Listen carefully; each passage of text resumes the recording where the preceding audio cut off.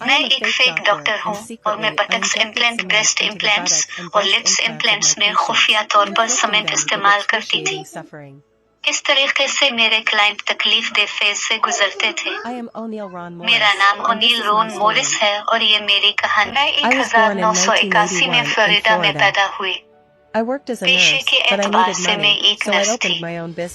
मुझे अमीर होने का शौक था, इसलिए मैंने अपना एस्थेटिक क्लिनिक खोल लिया। ब्रेस्ट कूले और लिप्स को पुरकशिश बनाने के लिए मैंने गैर कानूनी तौर पे सिलिकॉन इंजेक्शन का इस्तेमाल किया। इसके अलावा मैं न सिर्फ नॉन स्टेरल सिरिंज और सुइयां इस्तेमाल करती बल्कि सिलिकॉन के मुतबादिल सीमेंट, ग्लू और मोटर ऑयल जैसे खतरनाक केमिकल इस्तेमाल करती, जिससे क्लाइंट में बेचैनी के जज्बात पैदा होते। मेरे क्लाइंट्स जल्द अज जल्द अपनी फिजिकल में इम्प्रूवमेंट चाहते थे।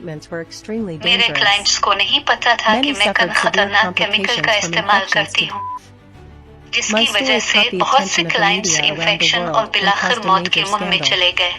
आखिरकार मेरी कहानी मीडिया तक पहुंच गई, लेकिन मुझे इसकी बिल्कुल भी परवाह नहीं थी, इसीलिए मैंने इन खतरनाक सरगर्मियों को जारी रखा। 2011 में मुझे गिरफ्तार कर लिया गया और मुझे 10 साल की सजा हुई, जिसमें 5 साल कैद बमशक्कत, साथ ही $18,000 जुर्माना गैर कानूनी डॉक्टरी की बना पर लगा।